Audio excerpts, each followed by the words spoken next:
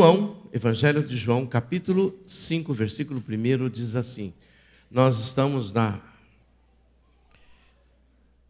versão atualizada, ok?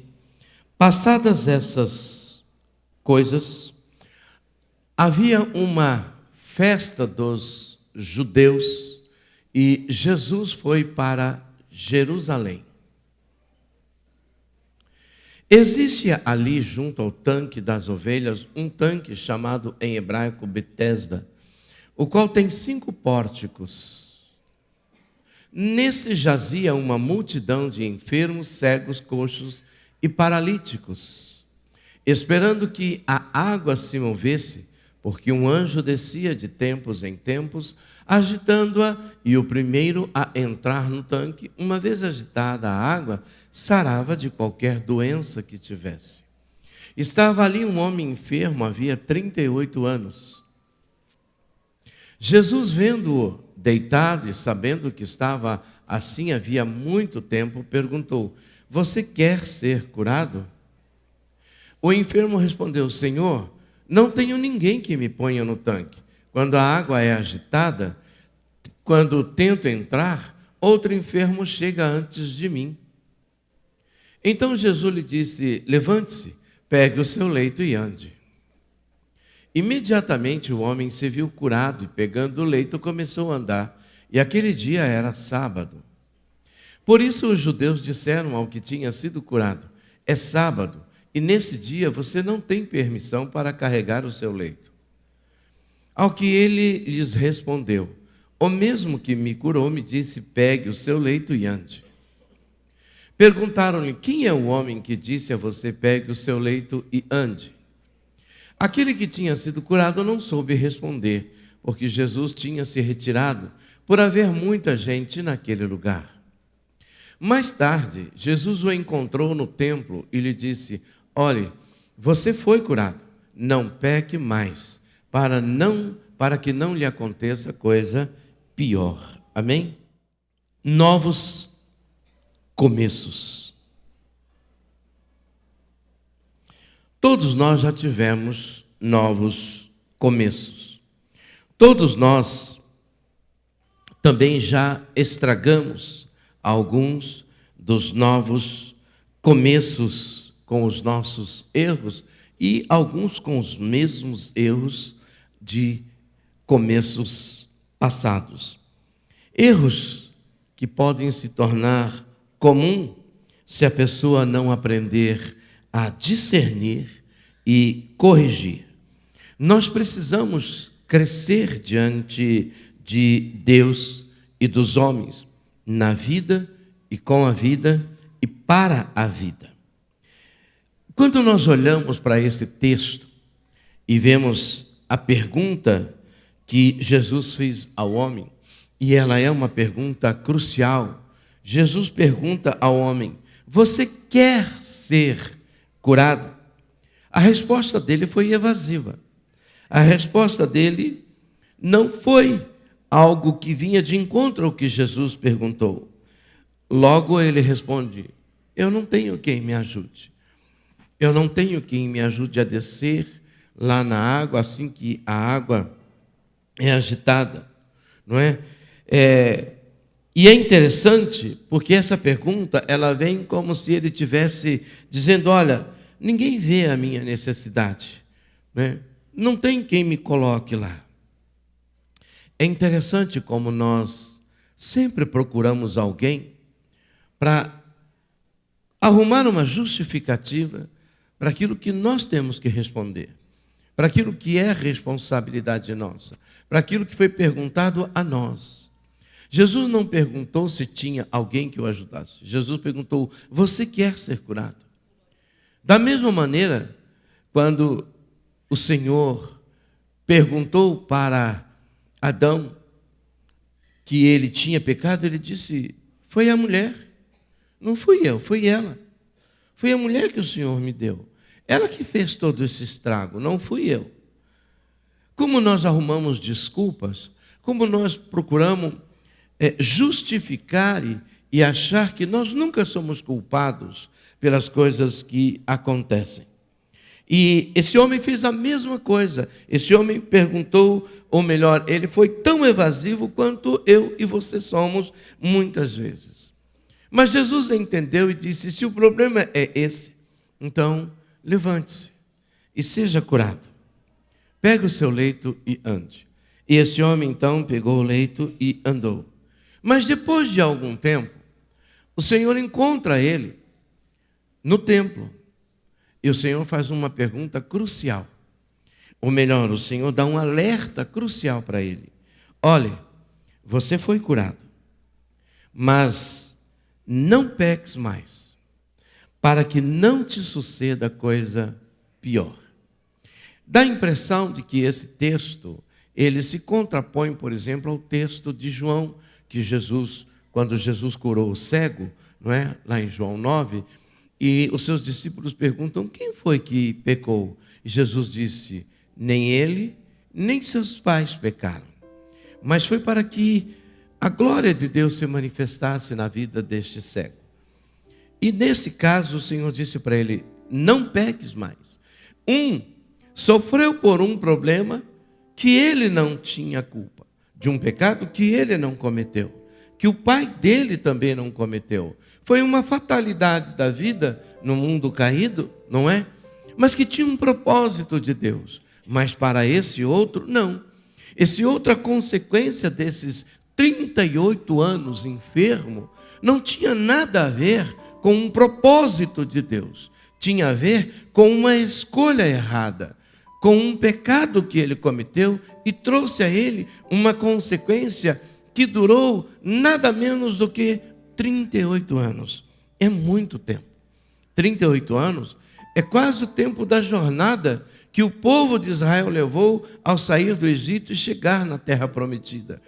38 anos, amados, são 2 anos a menos de 40 anos, denominado como tempo de uma geração.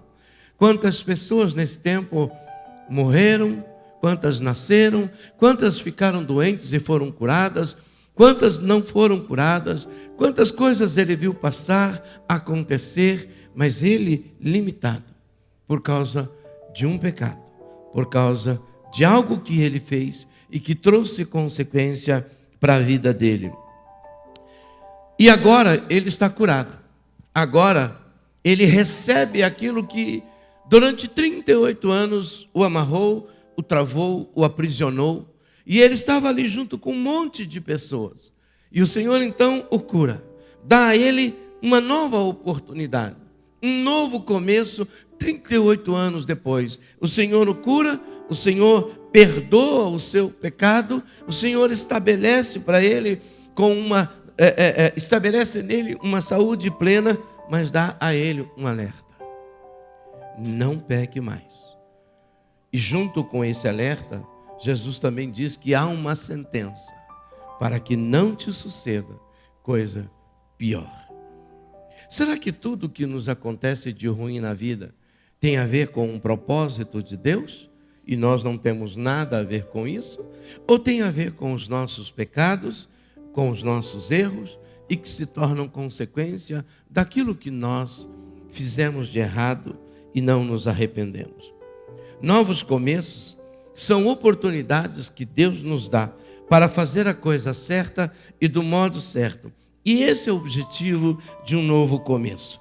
Queremos muitas vezes que as novas oportunidades que Deus nos dá, aconteçam coisas novas, mas nós continuamos cometendo os mesmos erros, fazendo as mesmas coisas erradas, agindo da mesma maneira que não deveríamos agir. Não criamos e não fazemos nada de novo.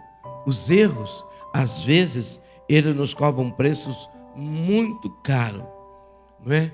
Caro demais para aquele que comete. E as consequências, às vezes, são para uma vida toda, mesmo que recomecemos, e em alguns casos isso é possível, e nós passemos a fazer o certo, por vezes temos que viver com as sequelas para a vida toda. Mas Jesus disse àquele homem: vá e não peques mais. Você está livre, mas você precisa vigiar. Você precisa prestar atenção no que está acontecendo à sua volta.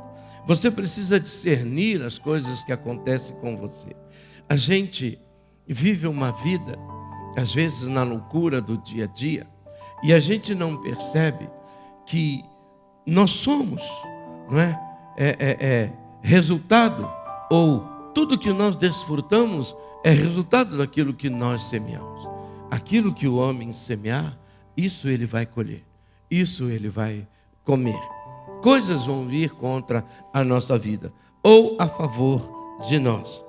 Aqui está um alerta de Deus, numa declaração de sentença para ele, quando o Senhor diz: para que não te suceda coisa pior.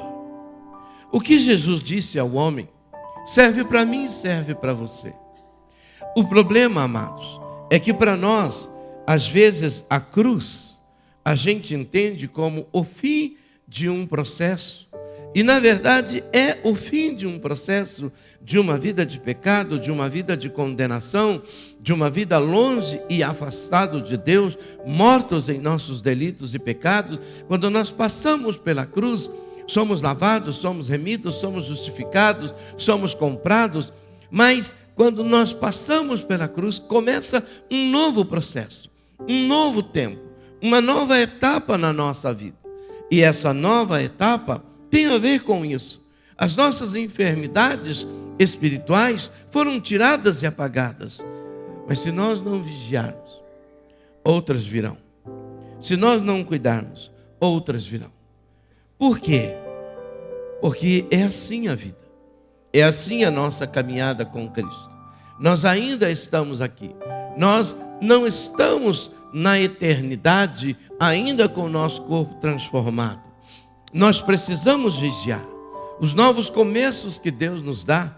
E Deus dá N novos começos a casais, né? Casamentos que estão falindo, que estão quebrando. E de repente Deus promove e coloca alguém na vida dessas pessoas que conserta, que alinha, e depois de um tempo elas voltam com os mesmos problemas.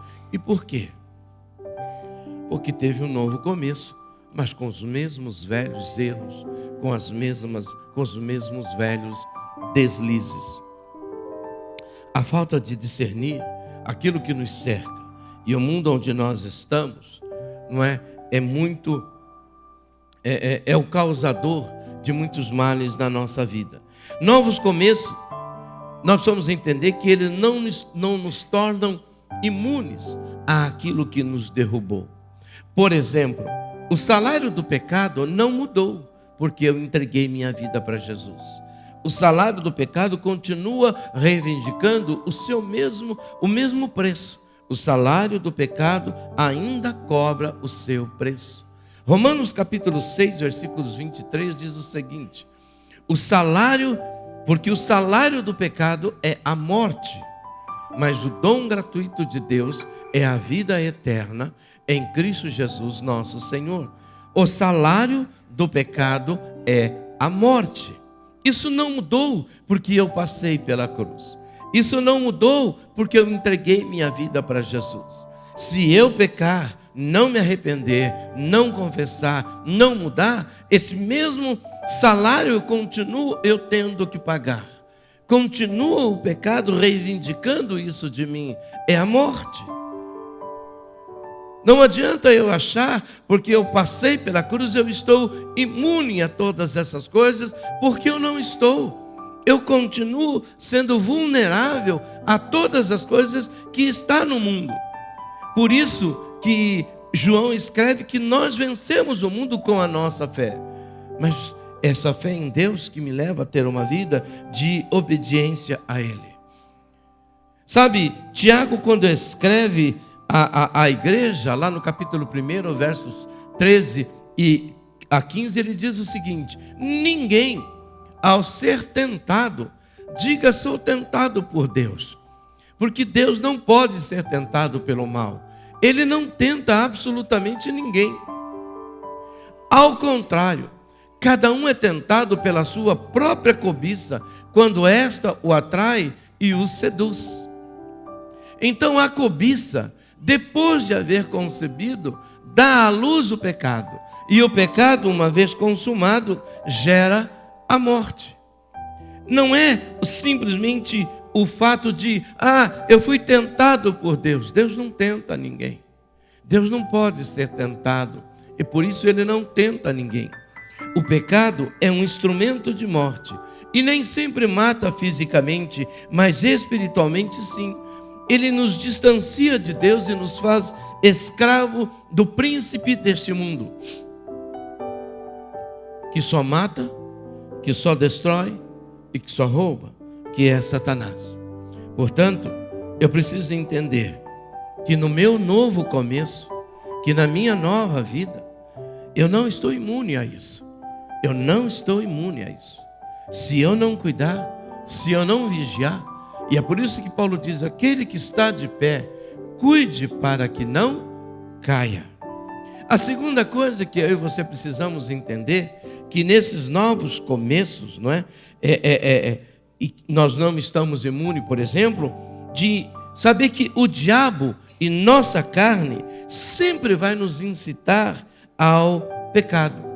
Voltando novamente a Tiago, verso 14 e 15, ele diz que cada um de nós somos tentados pela nossa própria cobiça, quando esta nos atrai e nos seduz. E que a cobiça, uma vez que ela é concebida, ela vai dar à luz, ela é gerada, ela vai sair, ela vai dar o seu fruto. E o pecado, uma vez consumado, ele gera a morte. Deixa eu dizer uma coisa para você. Lá em Gênesis, no capítulo 4, verso 7, nós temos a história e Deus conversando com Caim. Deus fala algo para Caim, que isso serve para mim e para você. Deus sonda o coração de Caim e chama Caim para uma conversa e diz: Caim, tem alguma coisa aí dentro do teu coração. Você está maquinando algo aí dentro que é errado. Seu pensamento, seu coração está gerando e está criando. Você está grávido de algo que vai te trazer morte. E você precisa cuidar disso. Se fizer o que é certo, não é verdade que você será aceito. Mas se não fizer o que é certo, eis que o pecado está à porta, à sua espera. O desejo dele será contra você, mas é necessário que você o domine. Ele diz: o pecado está à porta. Assim como em Apocalipse 3:20, se eu não sou enganado, o Senhor Jesus diz: eis que estou à porta e bato. Aqui ele diz: o pecado está à sua porta. Se você não cuidar, você vai abrir a porta e o pecado vai entrar. E ele vai fazer com que você faça o que você está pensando, o que você está maquinando. E ele vai destruir você. E é sempre assim comigo e com você. Tudo começa numa fagulha de pensamento. Algo que nasce de forma despretensiosa. E de repente, ele vai mexendo com todo o nosso corpo, com cada entranha do nosso ser. Não é? Por quê? Porque nós temos preguiça de nos conhecer, de olhar para dentro de nós. Gálatas 5, 16 e 17 diz, e ele nos ensina, Paulo diz: digo porém o seguinte, vivam no Espírito, e vocês jamais satisfarão os desejos da carne. Porque a carne luta contra o Espírito, e o Espírito luta contra a carne, porque são opostos entre si, para que vocês não façam o que vocês querem. Nossos inimigos são desejos incontidos dentro de nós. Só o venceremos com a oração, discernimento e com atitude. Eles tentam nos enganar e nos jogar no erro, achar que os nossos desejos, muitas vezes, eles estão ali para ser supridos, e não estão para ser supridos. Nem todos os desejos da nossa carne. Eu falo que nós temos 3 inimigos que são terríveis, não é? O diabo, o mundo e nós mesmos. De todos eles, o pior inimigo é a sua velha natureza, que ela tenta destruir a sua nova natureza. E nós carregamos essa concepção de que a gente vive ainda pela velha natureza, quando na verdade nós não vivemos por ela, nós vivemos pela nova natureza. Mas essa nova natureza, ela trava uma luta, é uma guerra interior muito grande, é uma luta terrível, uma luta muito forte, e ela está dentro de nós, não está fora. As janelas da nossa alma, que são os nossos sentidos, eles abrem caminhos, eles abrem portas para que o mundo entre dentro de nós e faça com que essa velha natureza, que já foi crucificado e está crucificado, ressuscite, desperte e acabe oprimindo essa nova natureza. Mas é ela quem tem que dominar a velha natureza. Essa é uma luta. Por que é uma luta? Porque você tem algo que ele é benéfico para você, mas ao mesmo tempo ele é ruim se você não souber lidar. Nós chamamos isso de livre-arbítrio.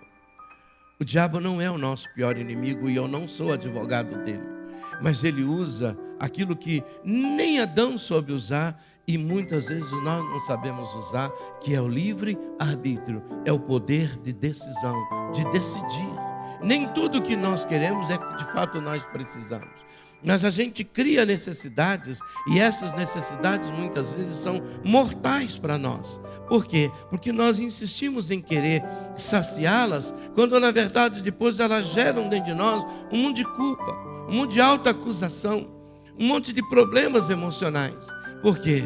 Por alguns segundos, minutos, horas talvez, não é? De viver uma vontade ou de saciar um desejo que nós julgamos ser importante e necessário, mas no descedentar disso, nós tivemos a nossa mente bloqueada, a nossa razão foi totalmente dominada e a gente não conseguiu discernir o que aquilo ia causar na nossa vida. É assim que acontece.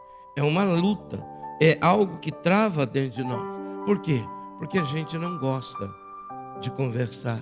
Nós não gostamos de conversar conosco. Nós não gostamos. Essa dualidade dentro de nós, a gente prefere esquecer isso. A gente fala, olha, nós somos uma só pessoa, e de fato somos mesmo. Eu não sou um monte de gente. Não é disso que eu estou falando. Mas eu estou falando de algo que grita para você dizendo, busque a Deus. E dentro de você mesmo tem algo que grita, olha, você precisa buscar os seus desejos e a sua vontade. E às vezes você diz o seguinte, é o diabo que está falando na minha mente, é o capeta que está falando na minha mente, quando na verdade ele só está aguçando o seu livre-arbítrio, dizendo, escolhe, faz. O texto não falou que o diabo e que a serpente pegou o fruto e colocou na boca de Eva. O texto em Gênesis não diz que a serpente pegou o fruto e falou, Eva, come aqui, come. O texto também não diz que Eva colocou na boca de Adão. Diz que ela deu a ele e ele comeu. Essa é a luta que nós travamos. Uma luta interior, amados, que a gente não entende. Novos começos estão cheios de armadilhas. E de armadilhas que a gente tem dificuldade para entender. Por quê? Porque a gente tem dificuldade de discernir a palavra pela palavra. Nós queremos discernir a palavra conforme a gente quer, e não conforme ela quer e se discerne. Jeremias 17, 9 e 10 diz o seguinte, enganoso é o coração, mais do que todas as coisas e desesperadamente corrupto. Quem pode entendê-lo? Eu, o Senhor, olha, ele diz, eu, o Senhor, sondo o coração, eu provo os pensamentos, para dar a cada um segundo os seus caminhos, segundo o fruto das suas ações. Há algum tempo atrás, eu assistindo um filme, eu achei interessante porque eu vi uma cena em que um dos atores estava conversando com uma pessoa, e essa pessoa era, me lembro bem, era um jovem e um senhor, já falando. Eu não me lembro se ele citou Shakespeare ou alguma coisa assim, mas ele tomou uma frase de um desses dramaturgos e disse o seguinte: quando a pessoa estava na dúvida, ele falou assim: siga sempre o seu coração, porque ele está quase sempre ou sempre certo. Eu já era cristão. Quando eu li aquela frase, eu pensei como o diabo é sutil. Porque se existe uma coisa que a Bíblia manda, é a gente nunca seguir o coração. A Bíblia manda e ela insiste para a gente nunca seguir o nosso coração, porque ele é demasiadamente corrupto, mentiroso e enganador. É por isso que ele diz: filho, dá-me o teu coração. Porque o nosso maior problema não é a nossa mente, é o nosso coração. Porque é ele que faz as interpretações mais erradas daquilo que Deus coloca em nós. Ele disse que nós temos a mente do Espírito. E é por isso que ele diz: eu vou dar a você um novo coração. Um coração não de pedra, mas um coração de carne. Um coração sensível. Porque nós não podemos andar pelo que nós sentimos, pelo que o nosso coração fala, mas sim por aquilo que a palavra de Deus diz. Por isso que Deus fala: filho, dá-me o teu coração, me dá ele. Porque a hora que você me entregar o seu coração, você vai errar menos, você vai se desviar menos, você vai entender suas necessidades melhor, porque seu coração é enganoso, seu coração é mentiroso, seu coração é corrupto, seu coração ele mente para você quase que diariamente. Ah, eu estou sentindo. A gente não sente nada. Sabe, existe uma guerra que é travada. Olha o que diz em Efésios no capítulo 6, versículo 11 ao 13. Vistam-se com toda a armadura de Deus para poderem ficar firmes contra as ciladas do diabo. Porque a nossa luta não é contra carne e sangue, ou seja, contra pessoas, mas contra principados e as potestades, contra os dominadores deste mundo tenebroso, contra as forças espirituais do mal nas regiões celestiais. Por isso, peguem toda a armadura de Deus, para que vocês possam resistir no dia mau e depois de terem vencido tudo, permaneçam inabaláveis. Existem dois campos de batalha que muitas vezes a gente não ouve falar em batalha espiritual. Uma batalha e um campo de batalha, ele acontece externamente. A gente enfrenta no dia a dia essa batalha. São batalhas que os nossos olhos veem. São batalhas que as nossas mãos apalpam, não é que a nossa vida, que o nosso ser percebe e conhece. Mas existem as batalhas que são que são dentro de nós, que estão na nossa mente, que estão no nosso coração. Essa batalha é a batalha que mais nos destrói. Essa batalha é a batalha que nos consome. Essa batalha é a batalha que faz com que as nossas atitudes se tornem atitudes pecaminosas. Por isso que ela acontece numa outra dimensão. Eu estou lutando contra o diabo, eu estou lutando contra principados, contra potestades, contra espíritos dominadores. Eu luto contra isso todos os dias. Sim, você também luta contra isso. Mas e qual é a batalha que você trava contra você mesmo? Contra os seus desejos, contra a sua vontade. Porque toda essa batalha que se trava no mundo espiritual, ele busca um único elemento que existe em você, que ele é primordial. Porque quando ele consegue dominar isso, ele te dominou, que é o livre-arbítrio. Toda essa guerra que acontece é para que você decida pegar isto aqui e levar para tal lugar. Pegar isto e levar para tal lugar. Pegar algo que não é para fazer e faça. Mas para você fazer isso, depende do livre-arbítrio. Você tem que fazer isso. Satanás nunca vai pegar isso aqui e mudar para mim lá. Mas se ele sabe que eu pegar isso aqui e levar para lá é pecado, ele vai ficar criando dentro de mim necessidades, desejos e necessidades, dizendo para mim: Gerson, essa garrafa não pode ficar aqui. Ali aonde você colocar essa garrafa vai ser bênção, ali vai ser maravilhoso, ali você vai. E por que esse miserável não pega e não leva lá? Esse desgraçado não pega, porque ele sabe que ele não tem poder para fazer isso, porque se ele fizer, ele não me faz pecar. Mas quando ele faz eu fazer isso aqui, ó, e colocar aqui, ele acabou comigo. Porque ele não pode chegar para Deus e falar assim: fui eu quem fiz, ele fez, eu só induzi e ele fez. Quem está me entendendo? Isso é uma batalha que você trava todos os dias. Por que muitas pessoas vivem doentes emocionalmente? Porque elas têm medo de se conhecer, têm medo de olhar para dentro dela, têm medo de se entender.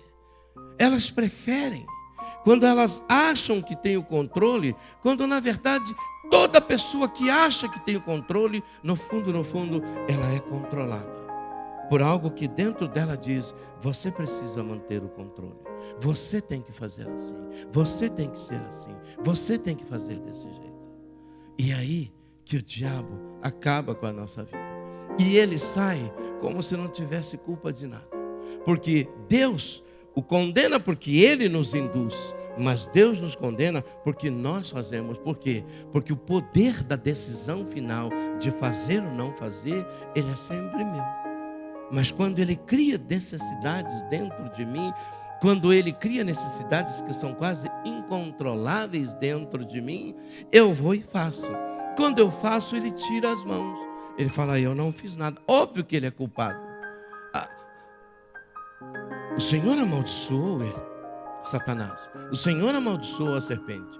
Mas ele disse para Adão: maldita é a terra por causa da serpente? Ou por causa de Adão? Gente, por causa da serpente ou por causa de Adão? Maldita é a terra por sua causa. Deus fez questão de dizer para Adão: a terra está sendo amaldiçoada e a culpa não é de Satanás, a culpa é sua. Disse para a mulher: o seu desejo vai ser para o seu marido e a culpa não é de Satanás, a culpa não é de Adão, a culpa é sua. A partir de hoje os seus desejos serão dele.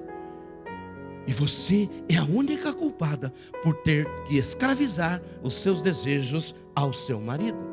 Porque você decidiu me desobedecer.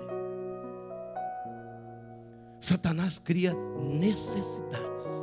E a gente busca supri-las fora da vontade e do plano de Deus. E isso gera morte na nossa vida. Eu não sou advogado dele, é um miserável, é um desgraçado, é um caído, é um destruidor, mas ele usa o elemento mais valioso que nós temos, livre-arbítrio, dizendo: não, não é bem assim, não, não é desse jeito, não, pastor Gerson, a Bíblia temos que reescrever a Bíblia, não é desse jeito. Sabe como que o mundo muda? Sabe como que as coisas mudam? Sabe por que as tecnologias estão aí? Deixa eu falar uma coisa para você, presta atenção no que eu vou falar, para você não achar que eu sou um cara ignorante, embora em algumas coisas eu seja.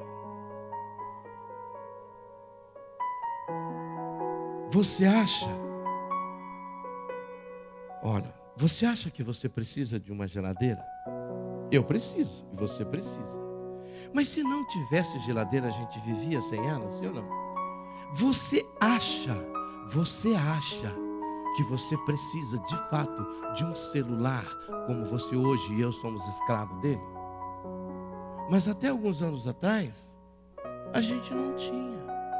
Mas hoje, Tem pessoas que ficam doentes, são capazes de infartar se arrancar o celular delas. Porque o mundo criou em nós uma necessidade. E essa necessidade nos escravizou.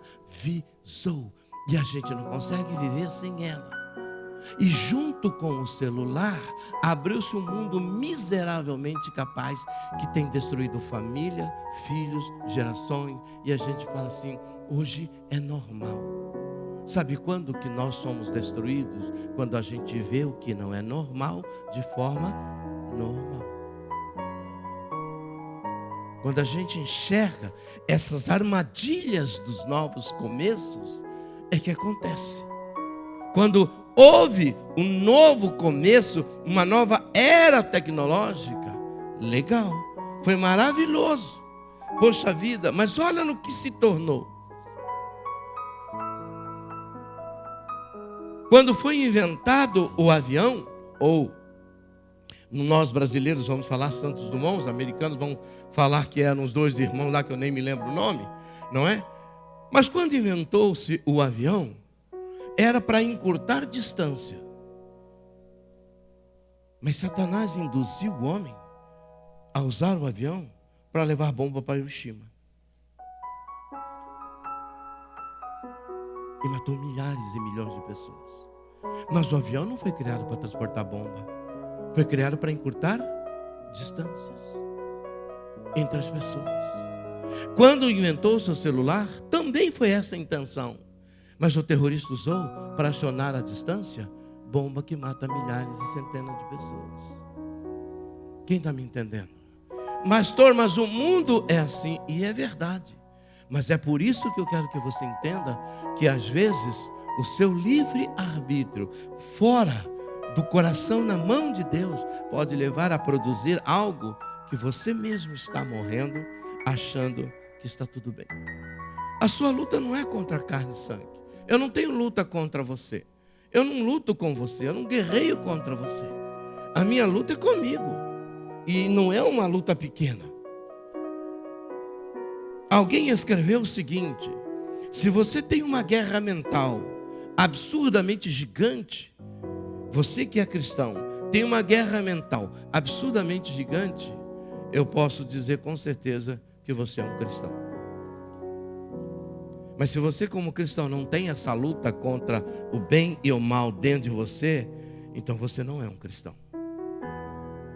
Mas se você tem essa luta, será que eu passo? Será que se você nem sequer para ter essa luta, se essa luta em você não existe, se essa guerra com você não acontece, eu digo para você com toda a autoridade que Deus me deu, você não nasceu de novo.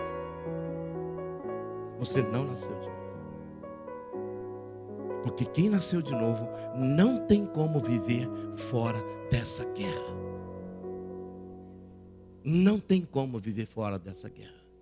Porque se você está no reino das trevas, Deus nunca vai te tentar. Ele vai te convencer a te tirar. Mas se você está no reino da luz, Satanás vai tentar. Se Satanás entrou no Éden, se Satanás subiu ao céu para acusar Jó, você acha que você é o queridinho do papai, que ele não vai fazer isso? Ou a queridinha do papai? Para vencer tudo isso, só através do revestimento e de uma vida cheia do Espírito Santo. Gálatas capítulo 5, versículo 17 diz o seguinte: digo, porém, o seguinte: vivam no Espírito, e vocês jamais satisfarão os desejos da carne. Porque a carne, veja, não é o diabo, é a carne. Dá um beliscão em você aí. Luta contra o Espírito, e esse Espírito é o Espírito Santo em você. E o Espírito luta contra a carne, não é contra o capeta. Porque são opostos entre si, para que vocês não façam o que querem fazer. O Espírito diz: não faça o que você quer fazer, Gerson. Não faça. Isso é pecado, isso é errado, não faça. A sua carne quer que você faça, mas não faça. Essa é uma luta miseravelmente, é um campo de batalha diário. Essa luta não tem férias. Ela é insana em muitos níveis da nossa vida. Ela se torna insana, que leva cristãos a buscarem o suicídio, porque não sabem o tamanho dessa luta, porque não buscam em Deus. E essa guerra, cada dia, ela é mais travada, porque todas as vezes que você faz o que você não quer fazer, o inferno se levanta para trazer contra você um monte de acusação. E quando você não tem um coração pronto para o arrependimento, você vive mergulhado num poço, numa masmorra de culpa. Mas Deus não me ama, Deus não gosta de mim. Eu sou um miserável. Eu sou um desgraçado. Eu sei que, meu Deus, Deus não tem mais nenhum amor por mim. Eu sou um filho, uma filha que só faz tudo errado. Mas você também não tenta fazer o certo, porque você acha que esses desejos, ele tem que sair da sua vida numa boa. Eu oro e ele, vai embora. Meu Deus, se fosse assim era fácil demais. É por isso que a Bíblia diz que o reino dos céus se conquista com muita luta, com muita guerra. Nós temos que, essa luta é travada todos os dias. Sabe por quê? Porque a hora que você entender que a sua vida, ela é preciosa para Deus e não preciosa para o inferno. Porque eu quero que você entenda uma coisa, presta atenção. Quando você for evangelizar alguém, e você for conversar com um satanista, você vai dizer para ele o seguinte: o problema do diabo, quando ele ataca o homem, quando ele enfrenta o homem, quando ele tenta destruir a nossa vida, não é porque ele nos ama. Não, pastor, não. O diabo não sabe amar. O diabo não ama nada. Mas então por que ele faz isso comigo? Porque ele odeia Deus. E ele sabe que a melhor maneira dele atacar Deus é atacar quem Deus ama, você. Não é que você é importante para ele. Você não é importante coisíssima nenhuma para ele. Você é feio, bonito, gordo, magro, velho, novo, rico, pobre. Você é apenas alguém vulnerável que ele pode usar para ofender o Criador, para machucar o Criador. E Deus está nessa guerra dizendo para você assim: filho, decida pelo não, não faça, não vá, não seja assim. Se desvia, corre, foge. Mas a gente não dá ouvido a essa graça e a esse amor de Deus. Gálatas capítulo 5, 24 e 25 diz o seguinte: e os que são de Cristo crucificaram a carne com as suas paixões e... É interessante que mais uma vez ele diz que nós crucificamos a carne com as nossas paixões e os nossos desejos. Não está falando do diabo novamente, está falando de mim, das paixões que estão em mim, dos desejos que fluem, que nascem em mim, das coisas que eu entendo como necessidades e que não são, que eu não consigo discernir, muitas vezes porque não tem conhecimento da palavra, por necessidades que eu crio que não são necessidades. E eu exerço o livre-arbítrio para buscar aquilo que de fato não é importante para mim. Mas existe uma carência absurdamente imensa que eu agigantei em mim, e aí eu vou correr atrás disso. 26. 25. Se vivemos no Espírito, andemos também no Espírito. Gálatas diz que nós temos Efésios diz que nós temos um dia mau. Você sabe qual é o dia mau? O dia mau não é o dia chuvoso. O dia mau não é o dia em que você está passando simplesmente por uma situação difícil no seu trabalho. Também. Mas o dia mau que a gente interpreta normalmente são as coisas mais erradas na nossa forma de pensar. O dia mau é o dia da sua carência. Sabe aquele dia que você está carente? Aquele dia que você fala assim: hoje eu não estou bom, hoje eu não estou legal, hoje eu não estou muito crente. Esse é um dia mau. Sabe aquele dia que você levanta com muita carência emocional, com muita carência afetiva? Esse dia é um dia perigosíssimo. Esse é um dia em que o diabo vai investir tudo que ele puder. Sabe aquele dia que você brigou com o seu cônjuge e você está com um coração sensível? Aquele dia é um dia terrivelmente mau para você. São esses dias que são maus para nós. Sabe quando você tem uma necessidade financeira e aparece uma oportunidade de um ganho fácil? Isso é um dia mau para a gente. Porque nós estamos carentes, estamos necessitados, o livre-arbítrio está ali, está fácil de fazer, e a gente faz. Isso é um dia mau. Dia mau não é o dia que você bateu o carro, também. O dia que você foi mandado embora, também. Mas isso não acontece todo dia.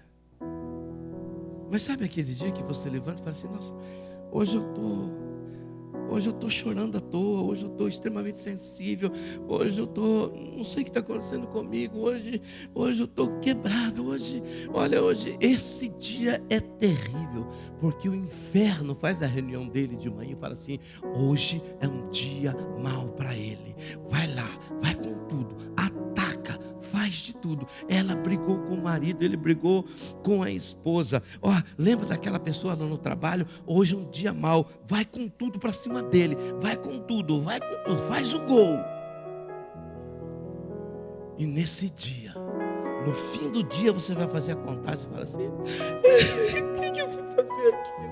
Porque no dia mau você não estava preparado para enfrentar. Esse é o dia mau que a gente enfrenta todos os dias. O dia mau é o dia que aquele chefe apareceu endiabrado e você também não levantou muito crente, sabe? E ali começa a Terceira Guerra Mundial, lá no seu trabalho. O marido não levantou bem, a mulher também não levantou bem. Não vem para cá, capeta. Já chama logo um ou outro de capeta. Entendeu? Esse é o dia mau. Fala assim: eu tenho o meu dia mau, mas em nome de Jesus, o meu coração está nas mãos do Senhor. Quem está me entendendo? Os novos começos têm as mesmas velhas armadilhas. Se a gente não prestar atenção, a gente cai. A gente cai. Porque o elemento mais importante que você tem, humanamente falando, é o seu livre-arbítrio. E esse é a luta que o inferno e Deus travam para fazer com que você use bem para a glória dele. Amém? Feche os seus olhos. Olá, meus queridos! Eu quero agradecer a todos por estarem conosco nos nossos cultos online, mas eu quero lhe fazer um convite muito especial para que você esteja conosco nos cultos presenciais, aqui na Avenida Cruzeiro do Sul, 360, e eu tenho certeza que você vai amar estar com os irmãos, conversar, se relacionar. Eu garanto para você que é um momento muito especial de comunhão, de palavra, de louvor, de adoração ao nosso querido Deus. E eu quero também lembrar a todos a nossa quinta profética, que tem sido assim, gente, não tenho palavras para dizer o que é a quinta profética. Venha para você experimentar, porque é bom demais, é tudo de bom a quinta profética. E você também pode nos acompanhar aí nas mídias, nas redes sociais, e eu tenho certeza que você vai encontrar algo que vai lhe agradar, que vai lhe abençoar, que vai te trazer um novo alento para a sua vida. Então venha conosco participar dos cultos, porque, gente, é muito bom, é bom demais. Deus os abençoe. Um beijo para todos.